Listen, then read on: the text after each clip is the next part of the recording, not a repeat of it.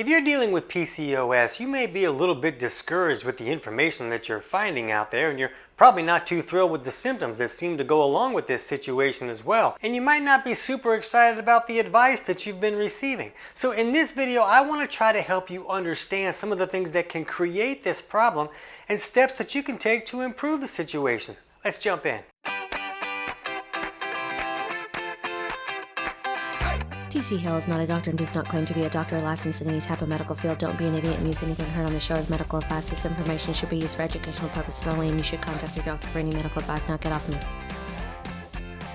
Now, I'm not a doctor, and I don't want you to view any of this information or any of these studies that I share with you as medical advice. I'm not giving anybody medical advice, but a lot of the information out there that gets discouraging when you see it is just kind of like, it's just a genetics issue, and then sorry about your luck. So I just want to share some of these things that I've found and give you some insight into steps that might be able to help the situation. So when we're looking at a health problem that apparently has no answer, we like to look at the things that are going along with that issue to see if that gives us any insights into what might be really going on.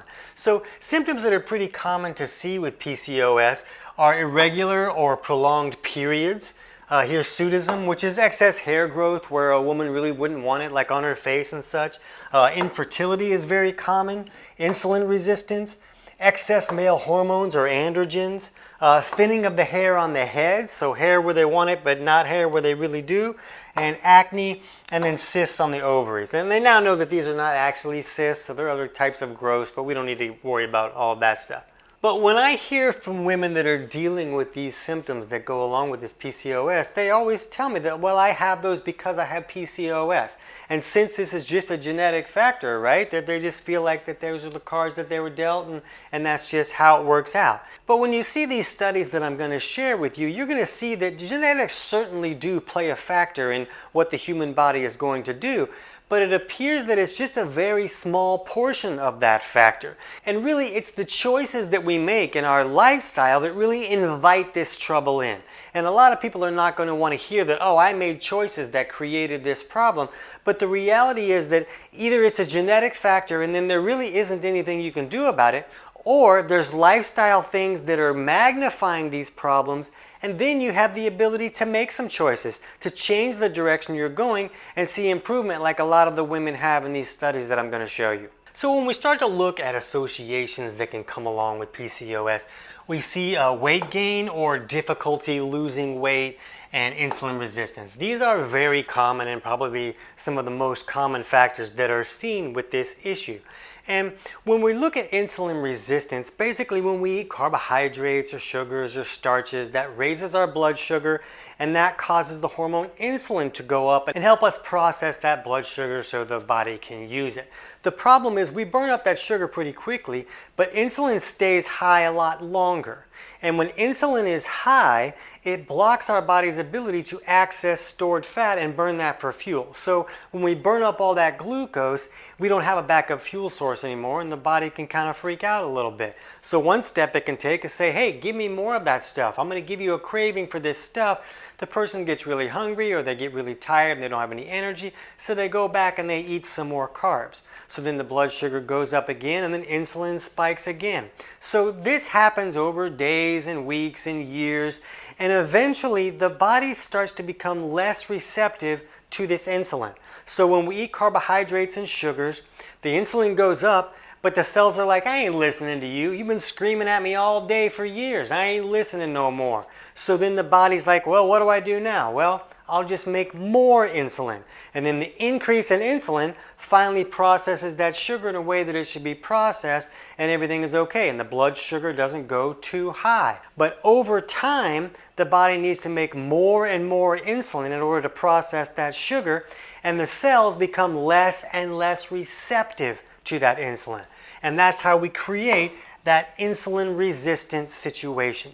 So now we're insulin resistant, and that means that insulin is very high most of the time. And very high insulin can be very problematic. So when we look at this paper here of role of insulin and insulin resistance in androgen excess disorders, we see that they say the prevalence of insulin resistance among women with PCOS is 60 to 70%. That's really high. So it makes sense that we would see this weight gain issue with so much insulin resistance. Insulin resistance keeps that insulin very high and restricts our body's ability to access stored fat and burn it for fuel. So of course, that fat is going to continue to accumulate until our pants don't fit. Another association we see is high testosterone levels. And this kind of helps us make sense of why we're looking at things like excess hair growth and male pattern type thinning of the hair and some of these male issues because this testosterone is going so high. So when we look at this paper of this lean mass and associated factors in women with PCOS, we see them saying the anabolic effects of androgens have been demonstrated to increase lean mass in women with hypoandrogenic disorders, including PCOS. So this brings us to an interesting topic that you're probably not going to hear from many other people talking about PCOS, because it was Dr. Emmanuel Rivisi who helped us understand that the body has this natural circadian rhythm at the cellular level. So during the day, the body should be in this catabolic state where it's very good at creating energy and breaking tissues down so the body can be rebuilt and renewed. And then at night, it moves into this anabolic state where it's very good at sleeping and resting and rebuilding and repairing. So this anabolic state is this state where someone would build muscle mass. And this study is mentioning that a lot of women with PCOS will have an increased level of strength or muscle mass because of all those male hormones that are being elevated. Well, there's a couple things to think about here, and that is that eating carbohydrates and sugars seems to be a pro-anabolic effect according to Dr. Rivisi's work.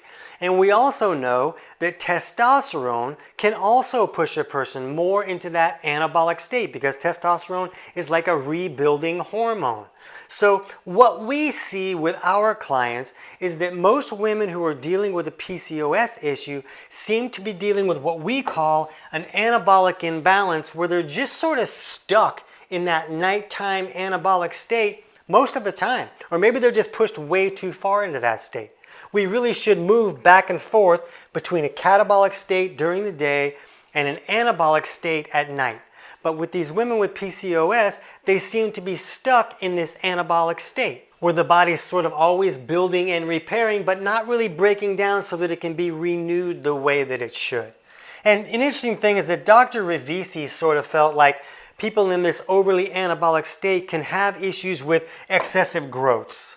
And I'm not saying this is what causes these cyst-type situations on the ovaries, but it's interesting that he saw that and we're seeing that with these issues with PCOS. Another thing that's interesting in that regard is that we see constipation a lot. I'm going to put a link in the description below to a study that talks about the high percentage of women with PCOS who seem to be dealing with IBS-C type situations, or the constipation version. And one thing that we understand is that if someone's in that anabolic state most of the time, it can cause a person to send too much water to the kidneys and not enough to the bowels. And then the bowels become dry and hard and difficult to move.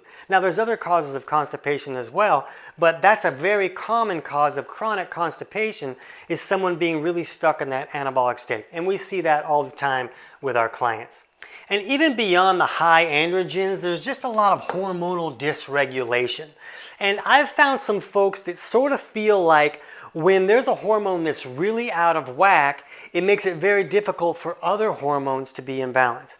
And when we're looking at insulin, remember it's a hormone. And with insulin resistance, insulin is going to be very high. And a lot of people feel like, when you're looking at the different hormones, when you're looking at women with PCOS, there can be variations that are pretty drastic, and sometimes you'll see high estrogen and sometimes you'll see it very low, and very often the testosterone and other androgens are very high. And there's a lot of people that just sort of feel like whether those hormones are high or not, when insulin is very high, it affects how some other hormones operate. And it can create some dysregulation issues where it seems like the hormones are just going wacky, but it's just because the insulin is so high, creating the wackiness. And we also see a lot of other digestive symptoms with PCOS, and a lot of people sort of feel like, well, with all these hormonal issues going crazy and the high insulin levels, it seems to be affecting the gut flora, and that can cause a lot of these digestive symptoms that are so common with PCOS. But my viewpoint is different on that. And I sort of feel like it might be a situation where there were digestive malfunctions going on that kind of caused the individual to gravitate towards eating more of these carbs and sugars and creating that insulin resistance situation. So when we eat food, the stomach should make hydrochloric acid so that we can break down that food correctly. That needs to be acidified here so that we can break it down and get all the nutrients out of that food. So once this acidified food leaves the stomach and comes into the duodenum, the gallbladder should squirt this alkaline bile down that helps neutralize those acids and really create like this sizzle that helps us bust the food apart and get all the nutrients out of that food. So it's very important for both of those sides of digestion to be working in order to do that. But it's very common today for someone not to be making enough stomach acid for a wide variety of reasons. It's also very common for someone's bile to become too thick and sticky to flow correctly, and then that's not working correctly. So if either of those sides of digestion are not working correctly, we can't really break down the food and get all the nutrients out of that food.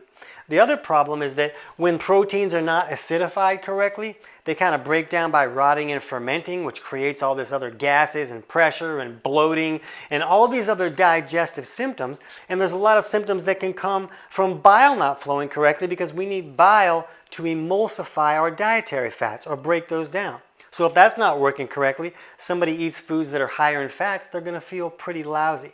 So what we're talking about here is that it seems like there might be a situation where someone could have had digestive malfunctions and they eat like a good healthy protein, good fats kind of meal and they feel lousy. So like, well, I ain't eating that again. That doesn't work for me. But I'm going to eat these carbohydrates and I feel great. So that's what I'm going to gravitate towards. And the more carbohydrates they're eating and the less proteins and fats, then the higher this insulin is going to come and the more resistant the cells are going to become to that insulin. So we see these digestive symptoms a lot. Is it the PCOS causing that? Or were there digestive malfunctions before that maybe caused the person to lean this way in their lifestyle? I don't know. But when we start to think about steps to correct this issue, and invariably somebody's going to put in the comments, hey, he talked for 10 minutes before he got to the steps. But it's just important to understand what's going on. You need to know that you're not going to fix this in a week and a half. It's just not going to happen. This is going to take some effort and it's going to take some time. So if somebody takes some steps and they just, I'm going to try this for a week or so and it didn't work, well, I'm just done. I got to try something else or I just got to live with this. Well, if you understand what's actually going on, then it makes sense that it's going to take a little bit of time and you're going to be more willing to put that effort and time in to create these changes. So when we're looking at important steps that could help this situation, the first thing's got to be to bring insulin down. If you can keep insulin low for at least part of the day, then cells can start to become more receptive to that insulin, and a person can become less insulin resistant. Now, a person can't just say, well, half of Wednesday I didn't have any pie. It was like the whole second part of the day I didn't have any pie, and I didn't fix my insulin resistance. It's going to take a lot longer than half a day with no pie. It takes a lot of people maybe 6 months, even a year, to really get insulin resistance corrected, so you're going to have to be patient with this situation. But let's look at how fast some changes can come about. In this study here, that was on the effects of a low carbohydrate ketogenic diet on the polycystic ovary syndrome, they basically took 11 women and they really reduced their carbohydrate intake, and only 5 of the women finished the study even. But what they said was, in the 5 women who completed the study, there were significant reductions from baseline to 24 weeks in body weight, down 12%, free testosterone, down 22%, LH-FSH ratio, which is another factor that's very common with PCOS, and fasting insulin went down 54%. That's insane, in just 24 weeks. And that's a really important and really big marker. And they also said that there was some other kind of slightly not as significant other improvements that they saw. But they mentioned that 2 of the women in the study became pregnant during the study when they were having infertility problems before. So that's a really screaming loud piece of information that tells us that some significant changes were happening in their bodies when they really reduced that carbohydrate intake. Now, I don't feel like a person has to do a ketogenic diet in order to really see results with bringing insulin down. I feel like a very low carb diet can do very well, or maybe even cycling some carbs. There was another study here that said carbohydrate last meal pattern lowers postprandial glucose and insulin excursions in type 2 diabetes. So what they were doing in this study is they were basically just having the person eat their carbohydrates last in the meal. And what that does is when you have some proteins and some fats in there, it can kind of slow down how hard and how fast those carbohydrates will hit the system. So when you eat carbohydrates by themselves, or if you eat them first, they just process a lot faster than proteins or fats would, and they can get into the bloodstream a lot faster and really spike blood sugar higher. And when blood sugar spikes higher, that's going to make insulin go higher. So they were just saying that they saw success when they were eating their carbohydrates at the end of the meal. We also have some videos about cycling carbohydrates, where maybe a person just has carbohydrates for one meal of the day, or maybe just certain days of the week, where they might be really needing some carbohydrates to function as a human being, but maybe they're not going to have them at every meal, so that you give a chance for insulin to come down so that the cells can then become more receptive to that insulin. So when we look at other steps that are going to be important, if we're going to lower insulin and we're going to reduce those carbohydrates, for most people, they're going to need to fix cravings. Because a lot of people, oh, I'm going to go on a low carb diet. Oh, this keto thing sounds good. I'm going to drop all my carbs. And they drop their carbs and they go insane because they're having digestive malfunctions where they can't really break down protein correctly. Maybe bile isn't flowing, so they can't emulsify their dietary fats. So that means the only thing that the body could break down was carbohydrates. Carbohydrates are very easy to break down in the stomach without any stomach acid. You don't need a lot of stomach acid to break down carbohydrates. So when you remove carbohydrates from these people, you just remove their only fuel source. And now all of a sudden they're screaming at the mailman because they don't like the shorts that he's wearing, and they're weeping for no reason, and they're just not having a good time. So they're like, well, I can't do this. I can't even function without carbohydrates. And they go back and they have some pie. So in order to do this successfully, you're going to have to do it for an extended period of time. So you're going to have to fix some cravings issues. And usually that's about fixing digestive malfunctions so that you can get nutrients out of foods other than carbohydrates. So if you need help fixing any digestive malfunctions, my book, Kick Your Fat in the Nuts, chapters 3 and 4, go through helping you figure out which aspects of digestion are not working correctly and steps you can take to improve those. And the book is available on Amazon, but I'm going to put a link in the description below where you can get the whole thing totally for free, and then you can just jump to chapters 3 and 4 to figure out how to correct those issues. Because if you don't correct these digestive malfunctions, if they're there, then you're going to have a hard time dropping the carbs. It's going to be almost impossible. You're going to have cravings that make you think, wow, I'm an insane person. I can't go without potato chips for some reason. But it's your body saying, look, help us out. We're not getting fuel from other sources. You got to give us the stuff that we have the ability to break down. So don't think that you're a chocoholic or that this is just some personality issue that you got to have carbs. It's your body saying, look, we need this to function. So you need to help correct the body so that those functions work in a way that allow you to access nutrients from the proteins and the fats. And another step that can be really helpful, because since this is going to take some time, you're going to want to know, am I moving in the right direction? Am I making progress? And what you can look at are some markers that we use to indicate, is a person leaning way too far on that anabolic side? Because if a person's having these elevated androgens and all this elevated insulin, those have the ability to push a person more in that anabolic state. So Dr. Avisi had some simple tests that he would teach people how to look at to get an idea if a person's leaning too far on that anabolic side. And the book that I told you about that you can get for free shows you how to look at things like your urine and saliva pHs and your pulse, and simple things that you can do at home on your own to get an idea. Am I moving in the right direction? Am I making progress? Because when you're making progress, that can be motivating enough that, hey, I'm going to stick with this. I'm going to keep it up. Where you might not see insulin resistance just get fixed in a month, so you might want to give up and go back to all the carbs. So these anabolic markers are not something that you're going to see in a study. I don't know who would pay for that study, but this is just something that we in our network of health professionals in more than 40 countries use with a lot of success to get an idea if a person is dealing with an imbalance in that direction and are they making progress. Since you can do it at home and it's free to do, it can be something that can be very helpful. And finally, what we'll look at is using a supplement called inositol. And in this study on inositol as an effective and safe treatment in polycystic ovary syndrome, and it was kind of a review of some randomized controlled trials, and the opinion in the study was that it seemed to be almost as effective as like using metformin. Metformin is a medication that's very common to be seen with PCOS, but metformin is something we use with type 2 diabetics. So the fact that they're using that a lot with PCOS should really be a screaming indication that, wow, this really could be about this high insulin levels, and taking steps to improve those insulin levels could really improve the situation. But inositol is a natural supplement that seems to supply the body with some usable sugar sources, but it doesn't really increase insulin levels so much like sugar would.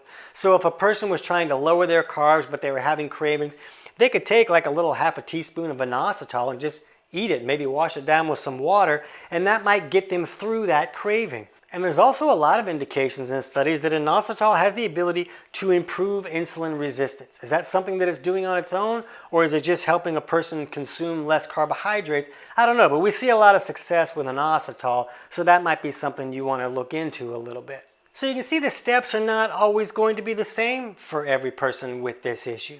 But they seem to blame hormones a lot when they're talking about PCOS, but sometimes we have to look at, well, what's causing all the trouble with the hormones? Why are the hormones going amok? And when we see some of these things that are going wrong, it makes sense. If insulin is really that high all the time, it's going to create some other trouble with other hormones, along with a lot of inflammation in the body that can cause the body to raise other stress type hormones to deal with the inflammation. So there's a lot of things that can go wrong just from this thing going so high.